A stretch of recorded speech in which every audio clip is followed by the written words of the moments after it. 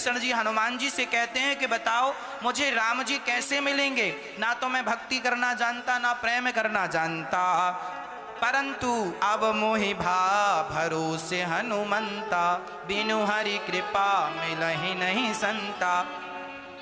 अब यहां देखना एक बात स्पष्ट है कि विभीषण को हनुमान जी मिल गए और हनुमान जी को विभीषण जी मिल गए। विभीषण को तलाश किसकी थी? जोर से बोलो। विभीषण जी को तलाश किसकी थी और हनुमान जी को तलाश किसकी है? विभीषण जी राम जी की तलाश में है और हनुमान जी सीता की तलाश में है। हनुमान जी को सीता तब मिली जब विभीषण मिले और विभीषण को राम तब मिले जब हनुमान जी मिले। मतलब बिना संत के दर्शन के भगवंत का दर्शन हो नहीं सकता। संत का दर्शन पहले होगा, बाद में भगवंत मिलेंगे। इसलिए गुरु पहले, भगवान बाद में। हनुमान जी को सीता नहीं मिली तब तक जब तक विभीषण जी पूरी कोशिश करके देख ली। हनुमान जी ने मंदिर मंदिर प्रतिकर शोधा, देखे जहां तहां अग्नित जोधा, सब कुछ देखा पर राम जी सीता जी को नहीं देखा। और विभीषण जी ने सब कुछ देखा पर राम को नहीं देखा। कब देखा? जब एक दूसरे को देखा। विभीषण ने राम को, विभीषण जी ने हनुमान जी को, हनुमान जी ने। ये दोनों संत हैं। ये दोनों, जब तक संत का दर्शन नहीं होता तब तक भगवंत का दर्शन संभव नहीं है। ना तो भगवान मिलेंगे ना तो भक्ति मिलेगी। विभीषण जी को भगवान मिलने का रास्ता खुल गया और हनुमान जी को भक्ति मिलने का रास्ता खुल गया। दोनों के रास्ते तब साफ हुए जब दोनों मिले, अर्थात मिलन हुआ संतों का। हनुमान जी अब कह रहे हैं, सुनहु विभीषण प्रभु के रीति, करहि सदा सेवक पर प्रीति।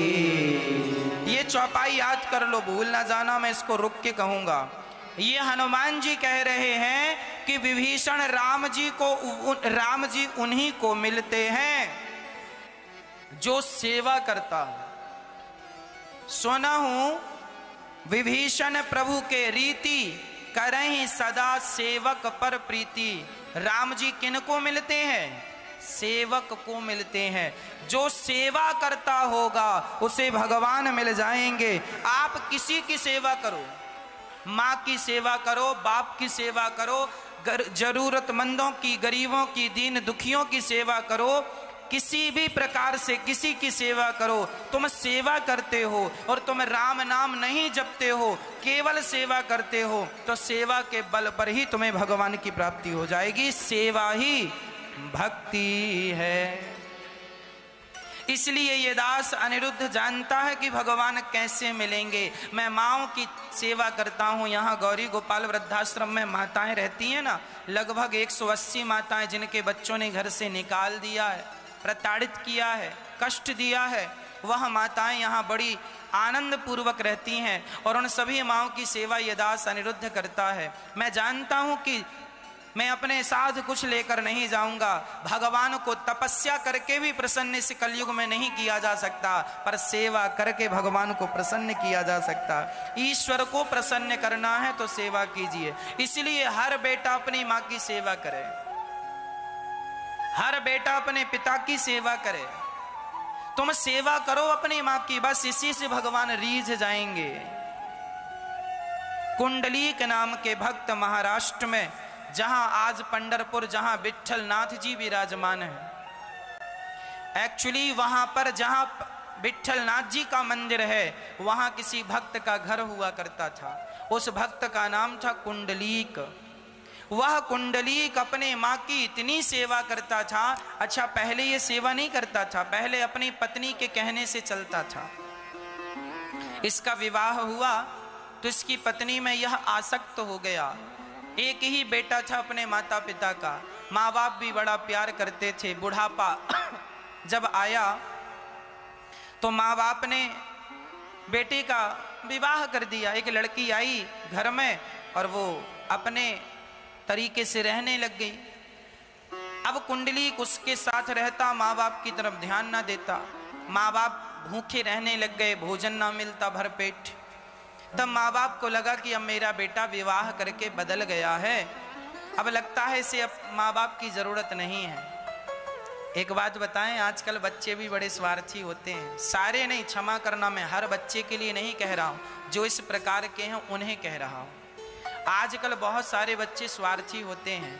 माँ बाप की सेवा भी तब तक करते हैं जब तक माँ बाप के पास कुछ होता है, कुछ नहीं होए ना तो बच्चे भी देखते नहीं क्या है तुम्हारे पास। इसलिए माँ बाप से कहता हूं, बुढ़ापे के लिए कुछ बचा के रखा करो, इसी बहाने बच्चे सेवा करेंगे। आजकल बच्चों को तुम्हारी सेवा से मतलब नहीं है, तुम्हारे धन से मतलब है। चलो कोई बात नहीं, धन ही सही, पर धन भी होगा तो बुढ़ापे में तुम्हें गिलास भर पानी मिल जाएगा, 2 रोटी मिल जाएंगी, तुम्हारा बुढ़ापा सुख से गुजर जाएगा। कुछ नहीं रहेगा तो कहीं तुम्हें दर दर की ठोकर ना खानी पड़ जाए। इसलिए हम आपको सावधान कर रहे हैं, है ना। कोई बुराई नहीं है अपने पास 2 पैसा रख के चलने, पर बच्चे देखो, शादी नहीं होती ना तब तक माँ अच्छी लगती है, माँ के हाथ की रोटियां अच्छी लगती हैं, पर बहुत सारे बच्चों का विवाह होने के बाद ना उनके तौर तरीके सब बदल जाते हैं। माँ बाप के प्रति उनकी श्रद्धाएं कम हो जाती हैं, पत्नी की तरफ खिंचाव ज़्यादा, उनको लगने लगता है अरे अब हमें कुछ करना चाहिए, यही हमारा परिवार है, अब माँ बाप तो मरने वाले हैं, इनके लिए क्या करना, हमारी जो आने वाली जनरेशन है, बच्चे हैं, उनके लिए कुछ कर लें, कुछ कर लें। अरे भाई, उनके लिए भी करना चाहिए, पत्नी और बच्चों के लिए भी करना चाहिए, पर माँ बाप ने तुम्हें इस योग्य बनाया है कि तुम पाँव पे खड़े होकर चल सकते हो, कुछ कमा सकते हो, पढ़ाया लिखाया है, तो क्या माँ बाप का ऋण नहीं चुकाओगे? क्या अपने कर्तव्यों से यूं ही भाग जाओगे? इसका अर्थ तो यही हुआ, एक कहावत होती है, जिस पत्ते पर खाया, जिस पत्तल पर खाया उसी में छेद कर दिया, ये कहावत है। जिस माँ बाप से तुमने काखा गाघा सीखा, जिस माँ बाप की उंगली पकड़ना चलना, उंगली पकड़ के चलना सीखा, बुढ़ापे में उसी माँ बाप को दुत्कार दिया, छोड़ दिया, यह तो नमक हरामी हो गई ना, हाँ या ना। इसलिए आपसे प्रार्थना है, आप अपने माँ बाप के साथ ऐसा गलत व्यवहार ना करना। भगवान उन्हीं को मिलते हैं जो सेवा। कुंडलीक नाम का बेटा था, वह भी पत्नी के कहने पर आ गया और अपनी माँ को, अपने पिता की तरफ देखता भी नहीं था।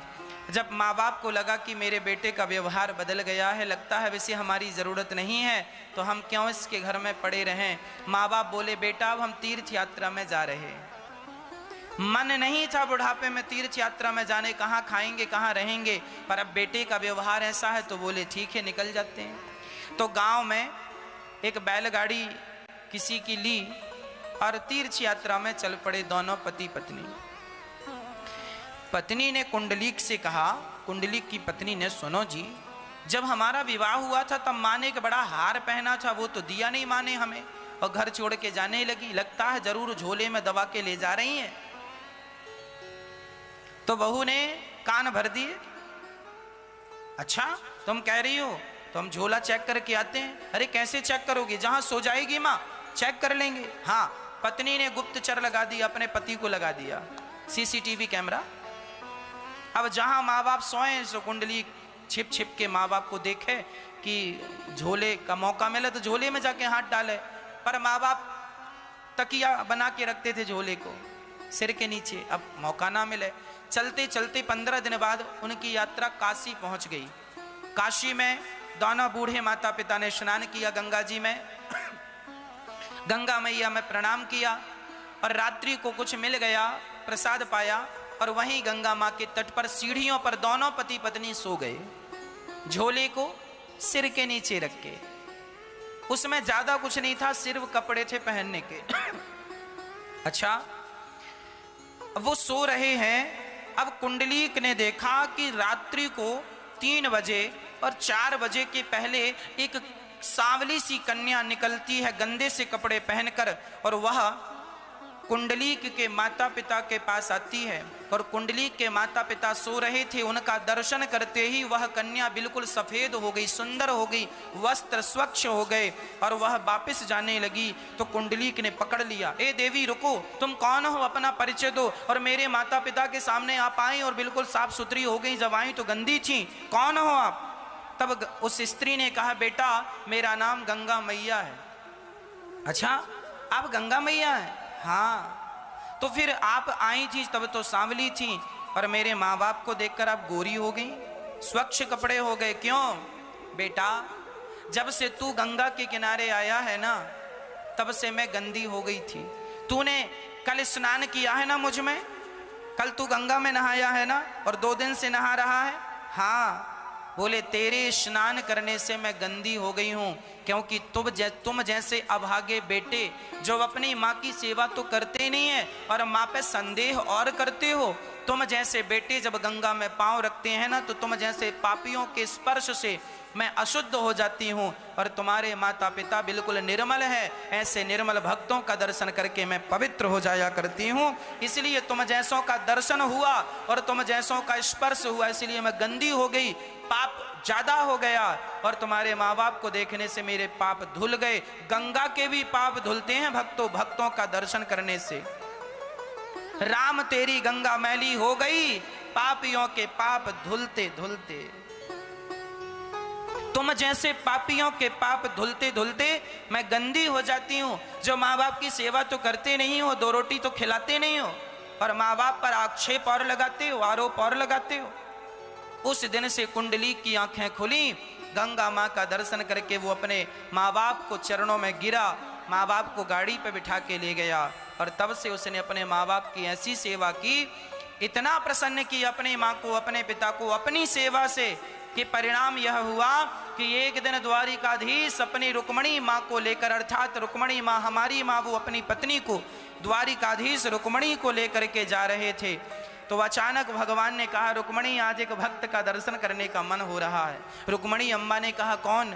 मुझे भी दर्शन कराओ। बोले यहाँ पंढरपुर में कुंडलीक नाम का भक्त रहता है, माँ बाप की बड़ी श्रद्धा से सेवा करता है, मैं उसका दर्शन करना चाहता हूँ। अच्छा मैं भी चलती हूँ। तो माँ रुक्मणी और भगवान पहुँच गए और कमर में हाथ रख के कहने लगे, कुंडलीक मैं द्वारिकाधीश हूँ, आया हूँ, दर्शन करना चाहते हो सो कर लो।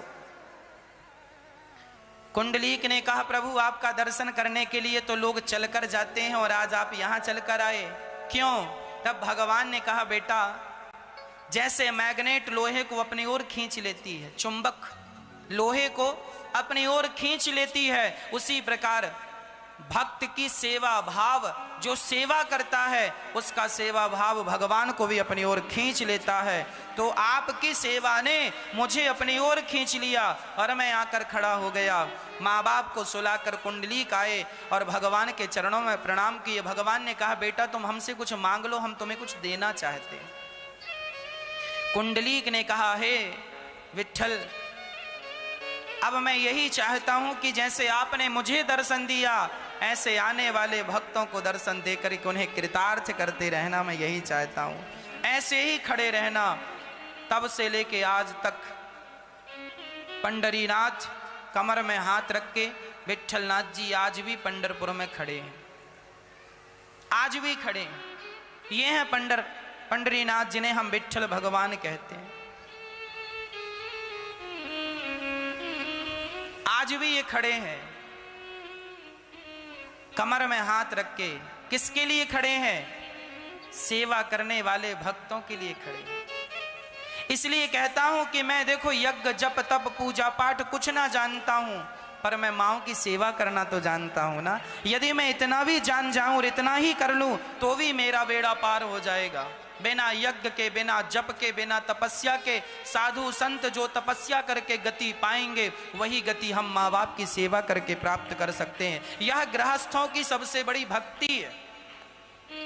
क्या भगवान श्री राम ने क्या अपने माँ बाप की सेवा आज्ञा का पालन नहीं किया? 14 साल वनवास रहे, किसकी आज्ञा से? कौन बेटा इतना कष्ट उठाएगा? अरे माँ बाप की आज्ञा क्या राम जी ने नहीं मानी? अरे राम जी भी भगवान तब बने हैं जब उन्होंने अपने माँ बाप की सेवा की है, आज्ञा का पालन किया। इसलिए तुमसे कुछ ना होए, मंदिर ना जाओ, कीर्तन भले ना करो, नाम मत जपो, पर माँ के चरण तो दबा सकते हो, माँ से हालचाल तो पूछ सकते हो, माँ तुम कैसी हो, आज तुमने कुछ खाया। यहाँ 180 माताएं रहती हैं भक्तों, मैं रोज माओ के पास जाता हूँ, रोज नियम से, एक भी दिन नागा नहीं हुआ, पूछ लेना माओ से जाके, एक भी दिन का नागा नहीं हुआ। हाँ, किसी दिन बीमार पड़ गया, उस दिन भले नहीं गया, बाकी कंटिन्यू रोज जाकर हर माँ से, प्रत्येक माँ से पूछने का प्रयास रहता है, माँ सब ठीक है, भोजन समय से आ रहा है, भोजन आपने किया, भोजन में मिर्ची ज्यादा तो नहीं थी, कम तो नहीं थी, यहाँ कोई तकलीफ तो नहीं है, आपका स्वास्थ्य तो अच्छा है। सारी बातें हम रोज स्वयं करते हैं, किसी के भरोसे सेवा को छोड़ते नहीं हैं। बेटा अपनी माँ को पत्नी के भरोसे छोड़ देता है, माँ तुम्हारी है, पत्नी के भरोसे तुम क्यों छोड़े हो अपनी माँ को? तुम ही पूछा करो ना एक 5 मिनट बैठ के कि माँ तुम कैसी हो। तुम पत्नी से पूछ लेते हो, माँ ठीक है, पत्नी ने कहा अच्छी है माँ, पत्नी ने कह दी अच्छी है, आपने मान लिया, वो अच्छी, तुम्हारी पत्नी भी अच्छी है, बुरा नहीं कह रही है, पर तुम जाके बैठोगे ना तो तुम्हारी माँ को ज्यादा अच्छा लगेगा। तुम उसके पांव में बैठोगे, चरण दबाओगे, पूछ लोगे हालचाल, माँ के पास बैठकर, माँ को अच्छा लगेगा। अरे बुढ़ापे में तुम्हारे लिए ही तो जिंदा है, जो सांसें हैं वो तुम्हारे लिए ही तो हैं। अब सेवा करो, तुम्हारी सेवा, तुम्हारा मलमूत्र धोया था ना माँ ने बुढ़ा जब तुम बच्चे थे, अब तुम्हारी बारी आई से तुम भागने लगे ना, माँ की सेवा नहीं करेंगे, वाह, भगवान पकड़ के उल्टा लटका के जब हंटर मारेंगे तब तुम्हारी अक्कल आएगी। ईश्वर के घर देर है, अंधेर बिल्कुल नहीं है, बचेगा कोई नहीं। माँ ने तुम्हारा मलमूत्र धोया है, तुम्हारी सेवा की है, तुमसे प्यार किया है माँ ने, और तुम सेवा में भाग रहे हो। माँ की देख रेख खुद करना चाहिए। एक बेटे ने कहा, महाराज जी मैंने माँ की सेवा के लिए नौकर चाकर लगा दिए। हमने कहा अच्छा, तो पत्नी से प्यार करने के लिए भी 2-4 नौकर लगा दे, वही करते रहेंगे प्यार। तू बड़ा व्यस्त रहने लग गया है, पत्नी से प्यार भी वही किया करेंगे। पत्नी से प्यार खुद करेगा और माँ की सेवा नौकरों से कराएगा। अच्छा है नौकर चाकर रखो माँ की सेवा में, पर हाल चाल तुम खुद जाके पूछो, सेवा कैसी चल रही है, आज माँ ने खाया कि नहीं। अरे माँ भगवान है भाई, भगवान है, ईश्वर ही इस धरती में अवतार। लोग कहते हैं भगवान कहाँ है, तुम्हारी आंखों में मोतिया बिंदा, तो हम क्या बताएं, तुम्हारी माँ चलती फिरती भगवान है, तुम इस बात को नहीं जानते तो हम क्या करें। अब हमारे बगल में राष्ट्रपति जी आके बैठ जाएं और सामान्य कपड़ों में टॉवेल लपेट लें और ऊपर से गमछा डाल लें और सिंपल स्वरूप में आके बैठ जाएं, और हम आपसे कहें ये राष्ट्रपति जी। अरे महाराज जी राष्ट्रपति जी ऐसे छोड़ी हैं। अरे भाई यही है, रूप बदला है। मोदी जी की दाढ़ी मूछ है, मोदी जी दाढ़ी मूछ कटवा के आ जाए, सेविंग करवा के बगल में बैठ जाएं और कहें हम कि ये मोदी जी हैं, तो आप मानेंगे नहीं ये मोदी जी हैं, हमने तो इन्हें दाढ़ी मूछ में देखा है। अब बिना दाढ़ी मूछ के देखते हैं तो पहचान नहीं पा रहे। जैसे रूप बदल के एक आदमी ही आपके पास आकर बैठ जाए ना, तो थोड़ी देर के लिए आप ही नहीं पहचानोगे। उसी तरह जो तुम्हारी माँ है वह परमात्मा का दूसरा स्वरूप ही है, पहचान लो, पहचान लो, वह माँ भगवान ही, ईश्वर का ही ये दूसरा रूप है, ईश्वर का ही दूसरा रूप है। अभी मैं आपके सामने चंदन वंदन लगा के बैठा हूं, बाल खोल के, अब मैं बाल बांध करके चंदन पहुंच करके आपके पास आऊं तो 2 मिनट के लिए आप ही मुझे नहीं पहचानेंगे। मैं टोपी लगा के आ जाऊं आपके सामने, चश्मा लगा के आ जाऊं, आप नहीं पहचानेंगे मुझे, हाँ या ना, हाँ या ना, नहीं पहचानेंगे। आप मास्क लगा के आते हैं, नहीं पहचाना जाता कि ये कौन है। जब मास्क उतारते अच्छा आप हैं, मतलब आप ही हैं, परंतु आपने अपना गेटअप बदल लिया, रूप बदल दिया, तो पहचान नहीं हो रही है ना, हाँ या ना। उसी तरह ईश्वर का जो स्वरूप है वही स्वरूप हल्का सा ईश्वर ने चेंज किया, माँ बनकर आए। वही है। अब तुम कहते हो भगवान कहाँ है, तुम्हारी माँ तो भगवान है। अब तुम ना मानो तो हम क्या करें, तुम्हें नहीं दिखे तो हम क्या करें। माँ खाती है ना, तो ये ना सोचा करो कि माँ खाती है, अरे वो माँ नहीं खाती, माँ के रूप में भगवान खा रहे हैं। माँ हंसती है तो माँ नहीं हंसती, माँ के रूप में भगवान हंसते हैं। माँ खाएगी तो भगवान के पेट में जाएगा, माँ हंसेगी तो वो भगवान की हंसी होगी। इसलिए माँ ईश्वर से कम नहीं है। पर अब ये बात किसे समझाएं, कैसे समझाएं, यही तो कठिन है। इसलिए इतना समझ लो, ये लिखा है, सुनो विभीषण प्रभु के रीति, करहि सदा सेवक पर प्रीति।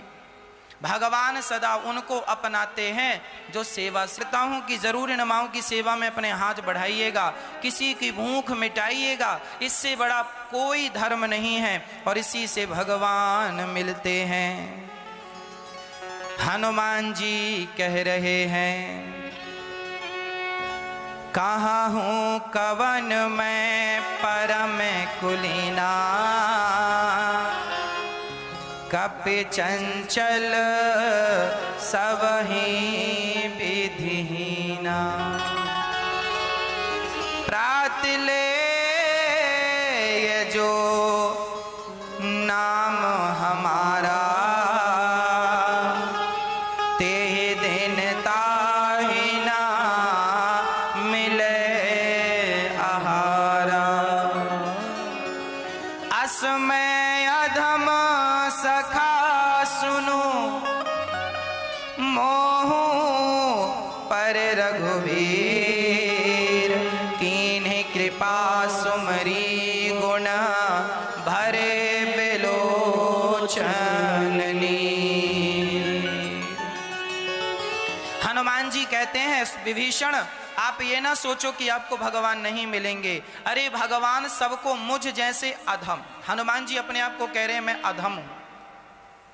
असमय अधम सखा सुनो, हे सखा विभीषण सुनो, मेरे जैसे अधम को भगवान मिल गए। अच्छा हनुमान जी क्या अधम हैं?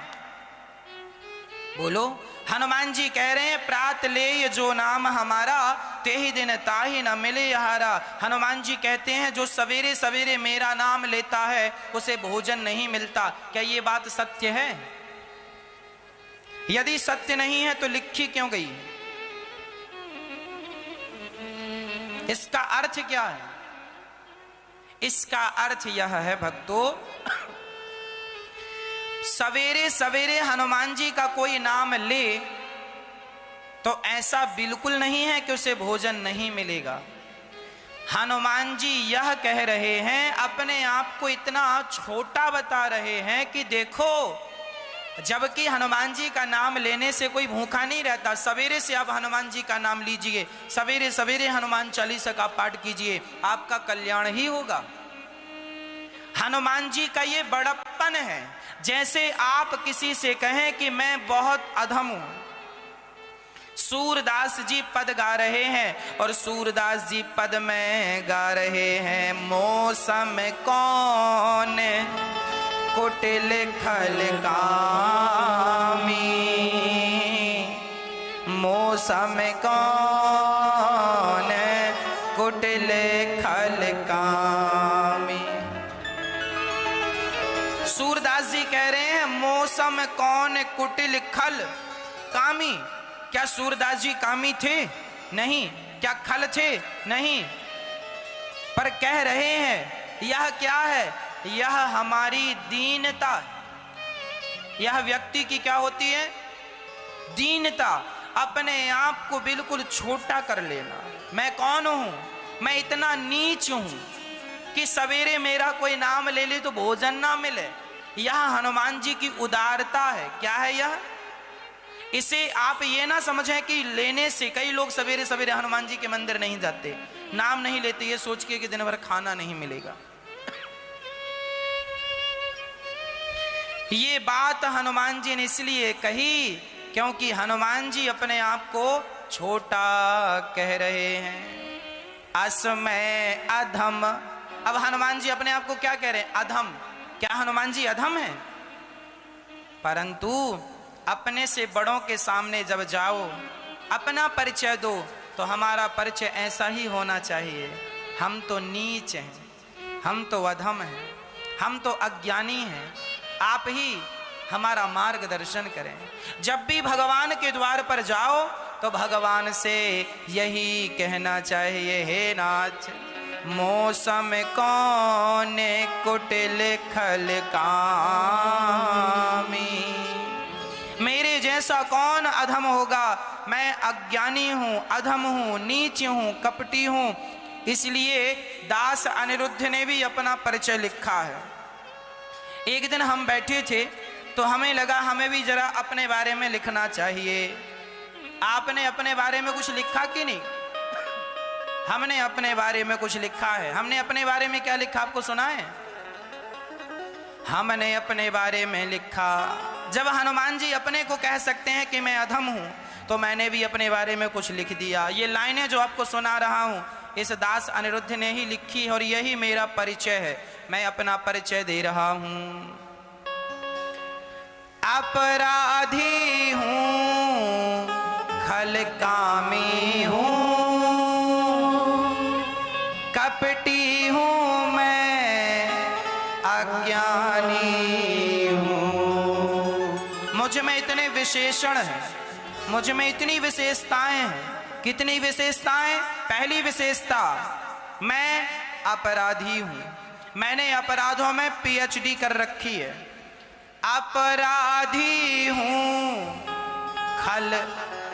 खल, मैं खल, दुष्ट हूं, अर्थात मैंने दुष्टता में भी पीएचडी कर रखी है। ये दूसरा विशेषण है। मैं ऐसा हूं, जरा सुनिएगा।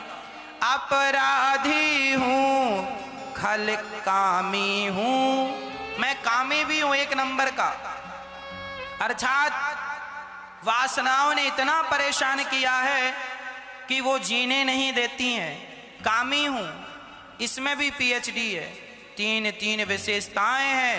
अपराधी हूं, खल कामी हूं और कपटी हूं, मैं अज्ञानी हूं। पांच लक्षण हैं, देख लो, विशेषण, विशेषताएं। खल और कपटी हूं, अज्ञानी हूं। अपराधी, खल, कामी, कपटी, अज्ञानी, ये 5 बुराइयां मेरे भीतर हैं। तो मैं जब भी भगवान के सामने जाता हूं, मैं पहले अपना परिचय रख देता हूं कि प्रभु मैं ऐसा हूं, अब आप स्वीकार कर लो, नहीं तो बाद में ये ना कहना हमें बताए नहीं। मैं देखो ऐसा हूं, जैसा हूं आपका हूं बस।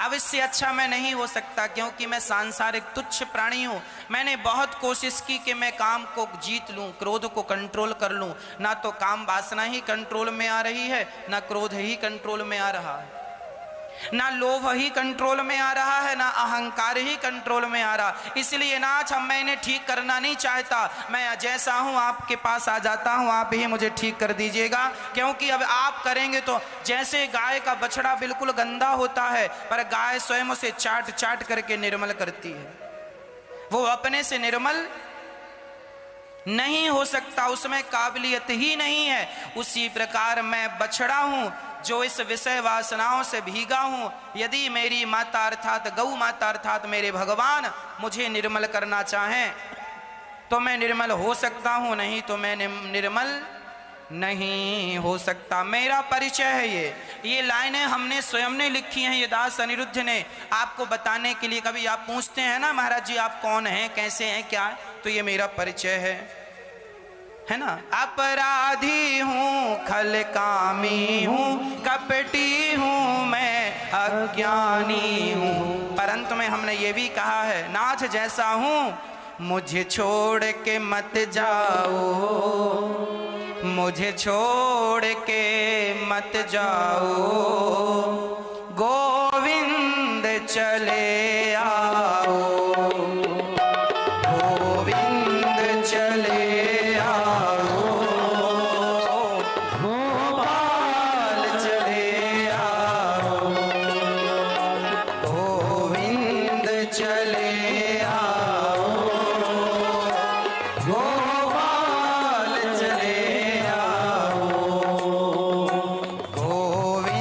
चले आओ, गोपाल चले आओ। यह मेरा अपना परिचय है। हनुमान जी भी देखो ऐसा ही कुछ परिचय दे रहे हैं। हनुमान जी कह रहे हैं असमय अधम, अधम है नहीं पर बड़प्पन है। आप अपने आप को जितना छोटा कहेंगे आप उतने बड़े कहलाएंगे। असमय अधम सखा सुनो मोह पर रघुवीर, कीन्ही कृपा सुमरी गुण भरे बिलोचननी।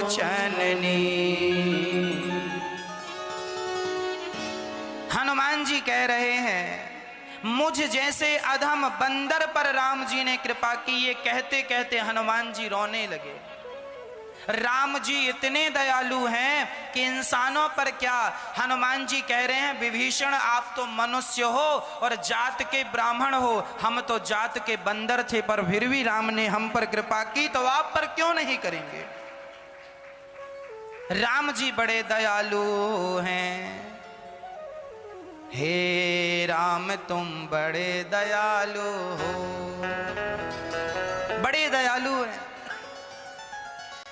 अब हनुमान जी ने विभीषण जी से पूछा माँ कहाँ है। पूरी जुगत विभीषण सकल सुनाई, पूरी बात सुनाई। और जाकर हनुमान जी देखे तो वहां अशोक वाटिका में एक वृक्ष था, अशोक का। वहां पर हनुमान जी पेड़ पर चढ़ गए और माता सीता को देख रहे हैं। माता सीता क्या कर रही हैं, निज पद नयन दिए मन, राम पद कमल लीन, परम दुखी भा पवन सुत, देख जान की दीन। माता सीता की हालत देख करके हनुमान जी दुखी हो गए। माता सीता की हालत कैसी थी जानती हो मैया? बैठी हैं उदास, बस इंतजार है तो राम का। अपने चरणों को देख रही हैं। प्रश्न यह खड़ा हुआ कि सीता जी अपने पांव को क्यों देख रही हैं? क्योंकि जो चरण चिन्ह माता सीता के दाहिने पांव में है, वही चरण चिन्ह राम जी के बाएं पांव में है। और जो चरण चिन्ह राम जी के दाहिने पांव में है, वही माता सीता के बाएं पांव में है। तो सीता मां अपने चरणों को देख रही हैं और अपने चरणों को देख करके राम के चरणों का स्मरण कर रही। इसलिए निज पद नयन दिए मन, मन कहाँ लगा है? स्वयं के चरणों को देखने में। स्वयं के क्यों? क्योंकि स्वयं के चरणों जैसे राम के भी चरण हैं, तो इन चरणों से उन चरणों का संबंध है। इसलिए उन चरणों का दर्शन माता सीता कर रही हैं। आपको पता है भगवान के चरणों में क्या क्या है? भगवान के चरणों में शंख, चक्र, गदा, पद्म, ध्वजा, मत्स्य, यह निशान है। आप रोज सवेरे उठकर भगवान के चरणों का चिंतन जरूर किया करें। भगवान के चरणों में सुंदर से चक्र का निशान, जैसे चक्र ने सारे दुष्टों का दमन किया, उसी प्रकार हमारे देखिए ये चरण चिन्ह, ये भगवान के, यह एक भक्त की कल्पना है। भगवान के चरणों में देखो अंगूठे के नीचे चक्र और शंख बने हुए हैं। जो शंख भगवान के इस पांव में है, वही निशान माता जानकी के इस पांव में, और चक्र इस पांव में राम जी के है, तो यह सीता मां के उल्टे पांव में है। ध्वजा भी है, कमल भी है, सारे मत्स्य मछली भी है, सब कुछ भगवान के चरणों में समाया हुआ। इसलिए सदा भगवत चरणों का चिंतन करते रहना चाहिए, सदा भगवान का चिंतन। माता सीता बड़ी दुखी थी। अब हनुमान जी किसका दुख मिटाने गए? तरु पल्लव महू रहा लुकाई, कराई विचार करो का भाई। सीता हनुमान जी अपना मुंह लुकाए बैठे हैं वहां पर, और वही उसी क्षण सवेरा हुआ और तब रावण वहां आ गया। तेहि अवसर रावण तह आवा, संग नारी बहु किए बनावा। विधि खल सीता समझावा, सावधान भय वेद दिखावा। कह रावण सुन बयानी, मंदोदरी राज सब रानी। तब अनुचरी करऊं पन मोरा, एक बार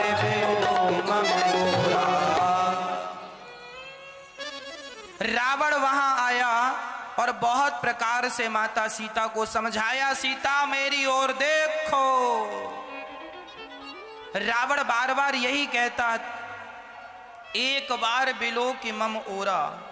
रावण कहता है सीता से, तुम एक बार मुझे देख, एक बार मेरी तरफ देख लो। पर धन्य है भारत की नारी, यह भारत की नारी ऐसी है कि कितना भी कोई प्रेशर दे और कहे हमारी तरफ देखो, भारत की नारी ऐसी है कि अपने पति के सिवा किसी की तरफ देखती भी नहीं है। यह भारत की नारी है।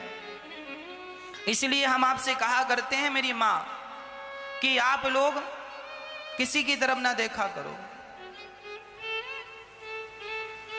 हाँ, बिल्कुल किसी की तरफ देखने की, अपने पति और अपनी पत्नी की तरफ बस देखा करो। पत्नियां पति की तरफ देखें और पति जनपत्नियों की तरफ देखें, इसके सिवा कहीं और ना देखना, नहीं तो नुकसान हो सकता है। रावण बोल रहा मेरी तरफ देखो। क्यों देखें तेरी तरफ? दुष्ट आदमी है तू। मेरी तरफ देखो। अच्छा, रावण ये क्यों कहता है मेरी तरफ देखो? क्योंकि रावण को पता है, रावण को श्राप लगा था। एक कन्या ने रावण ने आज से बहुत समय पहले सत्यवती नाम की एक स्त्री को छेड़ा था, परेशान किया था।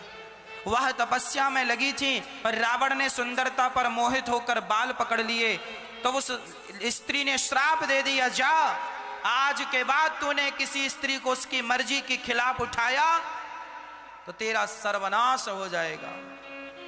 रावण चरणों में गिर पड़ा, श्राप वापस ले लो। उसने कहा वापस तो नहीं होगा, पर तू शरण में आया है तो जा।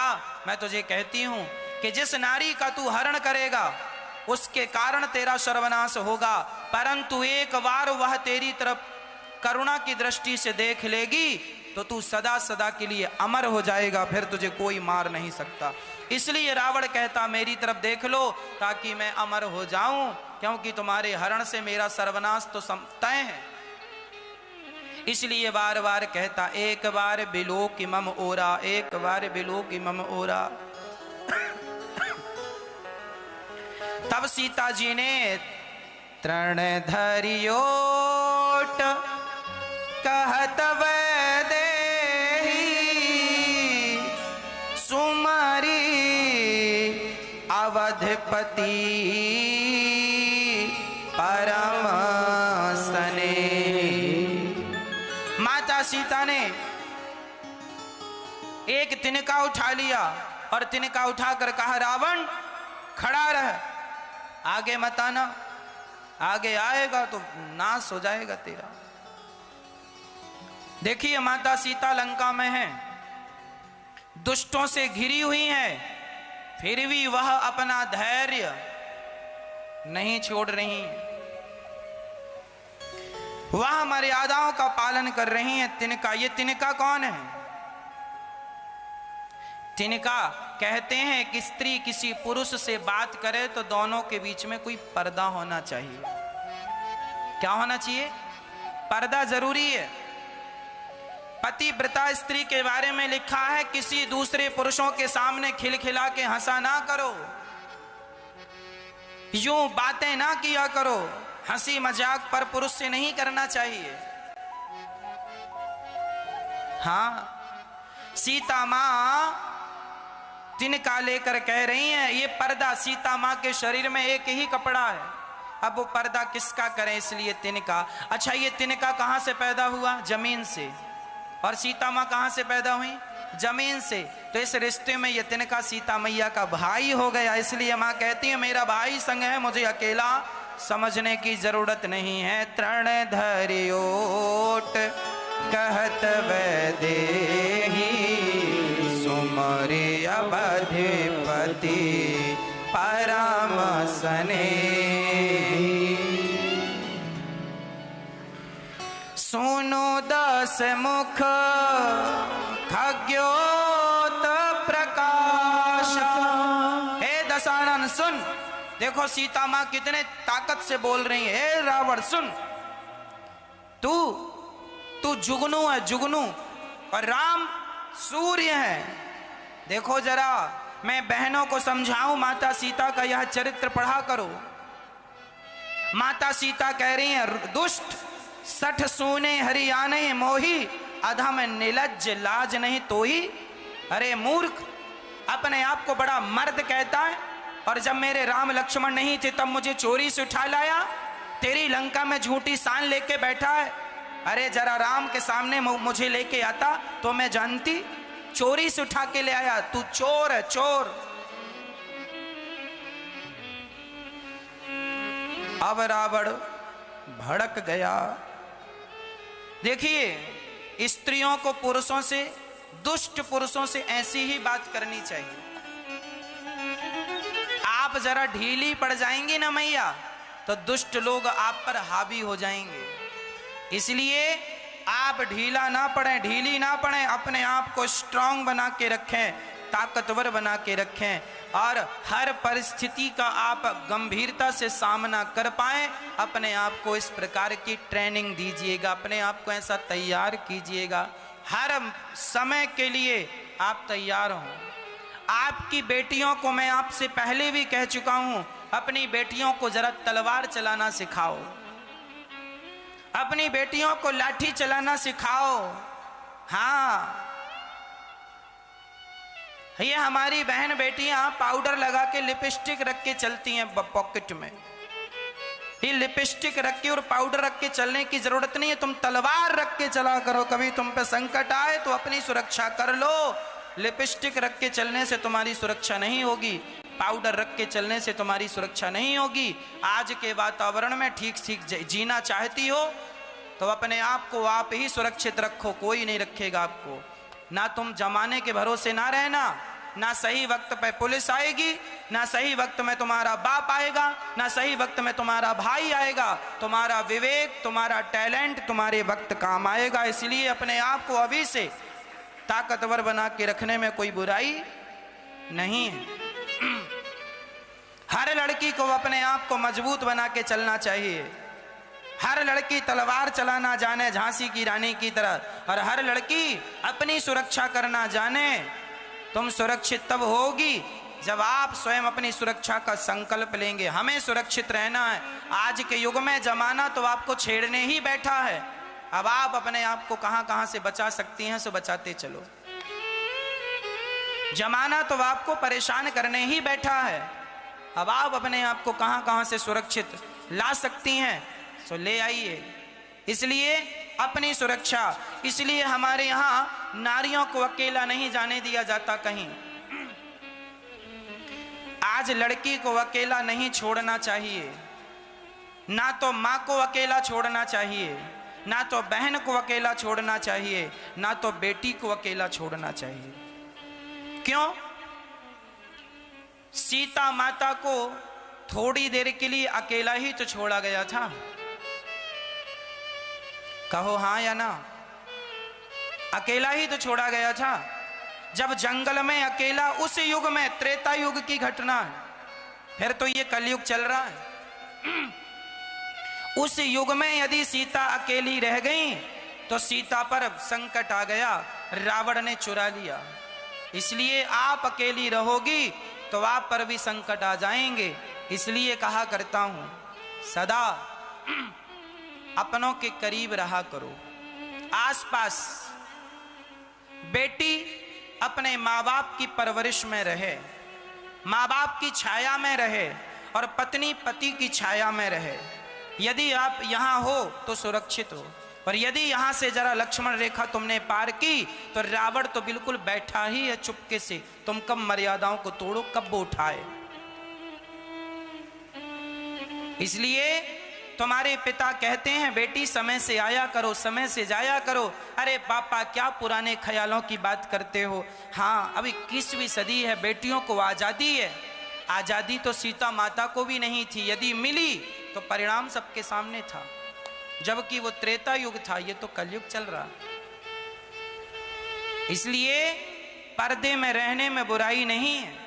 समय से जाना और समय से आना, व्यवस्थित जाना व्यवस्थित आना, सुरक्षित जाना सुरक्षित आना, इसमें बुराई क्या है? बुराई है? बाकी हमारा काम है आपको समझाना। शास्त्र दर्पण होते हैं, शास्त्र बताते हैं देखो उन्होंने गलती की तो उनके साथ क्या हुआ। तुम गलती कर रही हो या कर रहे हो सो तुम अपने लिए भी तैयारी कर लो। तब भी रावण थे, रावण मरे थोड़ी हैं आज, तब तो एक ही रावण था, अब तो हर गली में रावण। कलयुग, इसलिए अपनी सुरक्षा अपने हाथ, इसमें कोई बुराई नहीं है। हम सजग होके चलें, सावधान रहें, क्या बुरा है? आदमी महंगी से महंगी कार खरीदता है किस लिए? सेफ्टी पर्पस से खरीदता है, ये ज्यादा सुरक्षित है। एक्सीडेंट वगैरह हो गया, इसमें बचने की संभावना है, इसलिए आदमी अपडेट वाली खरीदता है। तो मतलब सुरक्षित, हम अपने आप को सुरक्षित रखें, इसमें बुराई क्या है? बहन बेटियां अपने आप को सुरक्षित रखें और तैयारी करके रखें हर संकट के लिए, तो क्या बुराई है इसमें? जब प्यास लगेगी तभी कुआं खोदोगे क्या? पहले से खोद के चलो कुआं। कब प्यास लगाए, कब जरूरत पड़ जाए पानी की, उपलब्ध होना चाहिए। इसलिए बेटियों को झांसी की रानी बनाना, एकदम अपनी सुरक्षा कर सकें। और तुम्हारी तरफ कोई आंख उठा के देखा करे ना, कुछ बोला करे, जरूर 2-4 थप्पड़ गाल में जमा दिया करो, आगे पीछे पर देख लेंगे क्या होता है। हमारी बहन बेटियां चुप रह जाती हैं, कोई लड़के ने कोई व्यक्ति ने कुछ कह दिया देख करके, तो वो कुछ बोलती नहीं है। किसी ने उसे छू दिया, उसको लगता है मजाक में, ना तुम्हें कोई छुआ तो क्यों छुआ? यदि आग को कोई छूता है ना तो आग जला देती है, तुम्हें भी किसी ने छुआ है ना तो जल जाए वो जिसने तुम्हें छुआ है। ऐसी आग की तरह तुम रहा करो। हाँ, और तुम बर्फ बन जाओगी ना, सब उठाएंगे तुम्हें, सब उठाएंगे, सब छुएंगे। बर्फ को सब लेना चाहते हैं, आग को कोई नहीं पकड़ना चाहता। आज की बेटियां बर्फ हो गई हैं, बर्फ बनोगी तो कोई भी अपने हाथ में उठाएगा, और आग बनोगी तो कोई छूने से डरेगा, छुएगा सो जल जाएगा। बेटियां, छोटी छोटी तुम्हारी बेटी है ना, उसको ही तुम आग की तरह बनाओ, नहीं तो परिणाम आप सब जान रहे हैं। अब हनुमान जी, रावण कह रहा है 1 महीने का समय दे रहा हूं, तुमने मेरी बात नहीं मानी तो ठीक नहीं होगा। अब रावण कहकर चला गया। सीता ने भी बहुत कुछ कहा, रावण ने भी बहुत कुछ कहा। अब सीता मां रोने लगी जोर जोर से, हे विधाता, लगता है आप प्रतिकूल हो गए हैं। ये रावण कह कह के चला गया, 1 महीने में तुम नहीं मानी तो हम मार डालेंगे, ये कह के रावण। हनुमान जी सब सुन रहे हैं। अच्छा, एक बात ध्यान से सुनना, रावण आके सीता मां को धमका रहा है, धमकी दे रहा है, सीता मां का दिल दुखा रहा है, दिल तो दुखा रहा है। पर एक बात बताएं, सीता माता के ऊपर कौन बैठा है? अभी कौन बैठा है? कौन बैठा है? हनुमान जी ऊपर बैठे ना वृक्ष पर। और हनुमान जी कौन है? राम जी के दूत, अर्थात राम जी के द्वारा भेजी हुई कृपा। कौन है? हनुमान जी। हनुमान जी नहीं है, राम के द्वारा भेजी हुई कृपा है। सीता माता के ऊपर कौन बैठी है? राम जी की कृपा। और सामने कौन खड़ा है? संकट। रावण कौन है? संकट। याद रखना, जब आपके पास, आपके सामने संकट होता है और आप यदि भगवान की शरण में हैं, तो ये जरूर समझ लेना चाहिए कि यदि सामने संकट है तो ऊपर भगवान की कृपा भी है। पर विडंबना यह है कि कृपा ऊपर होने के कारण दिखती नहीं है, संकट सामने होने के कारण दिखता है। जो सामने होता है वो तो दिखता है, पर जो ऊपर होता है वो दिखता। जीवन में जब आपके संकट आ जाए तो समझ लेना कि ईश्वर की कृपा भी ऊपर है, यदि विश्वास तुमने रखा है तो। हमें संकट तो दिखते हैं, हमारे जीवन में संकट आ गए, पर हमें ईश्वर की कृपा नहीं दिखती, क्योंकि सदा ईश्वर की कृपा ऊपर होती है और हमारे सिर के ऊपर जो भी होता है वो हमें दिखता। ईश्वर इसलिए नहीं दिखते क्योंकि उनकी कृपा हमेशा ऊपर से आती है, और संकट इसलिए दिखता है क्योंकि संकट हमेशा सामने से आता है।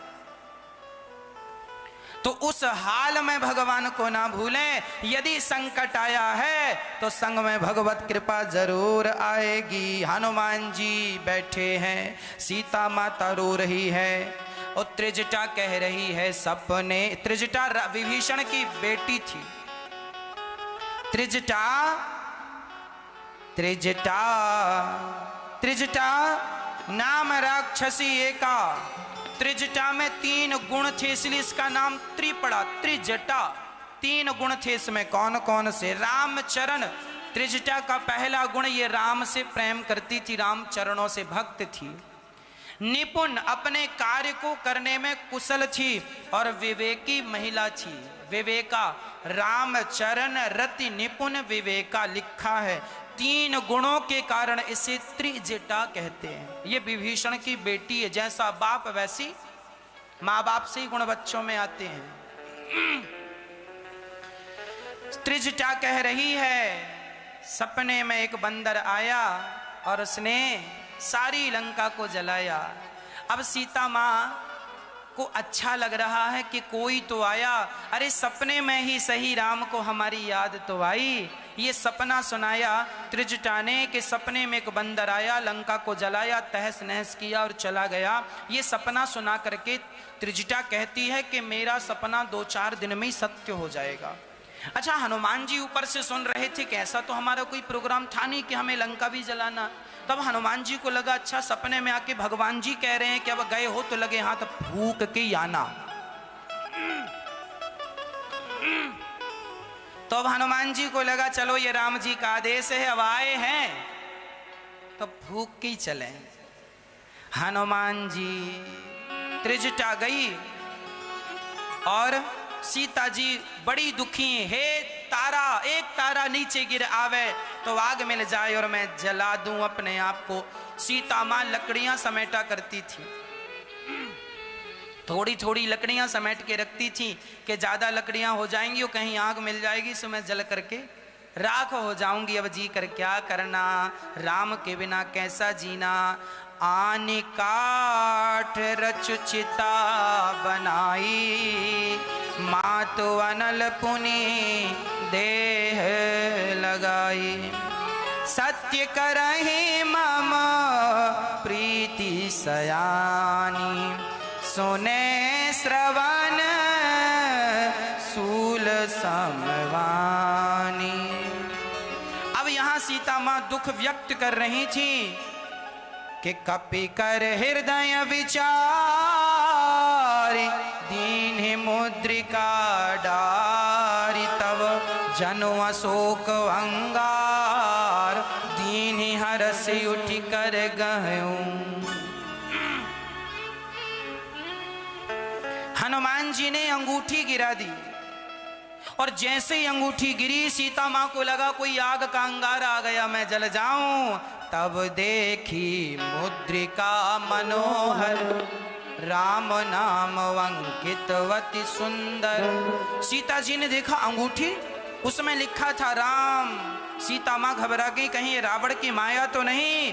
तब चकित चितव मुंदरी पहचानी, सीता जी पहचान गई ये जरूर मेरे राम की मुद्री है। चारों तरफ देखने लगी, कौन है मेरी राम की मुद्रिका लेने वाला, चारों तरफ देखने लगी। तब हनुमान जी ने क्या किया, रामचंद्र गुण बरने लागा, सुनतहि सीता कर दुख भागा, लागी सुने श्रवण मन लाई, आज होते सब कथा सुनाई, श्रवणामृत जेहि कथा सुहाई, कहे सुप्रगट भूत के निभाई, अब हनुमंत निकट चल गया हूँ, गिर बैठी मन विस्मय भया।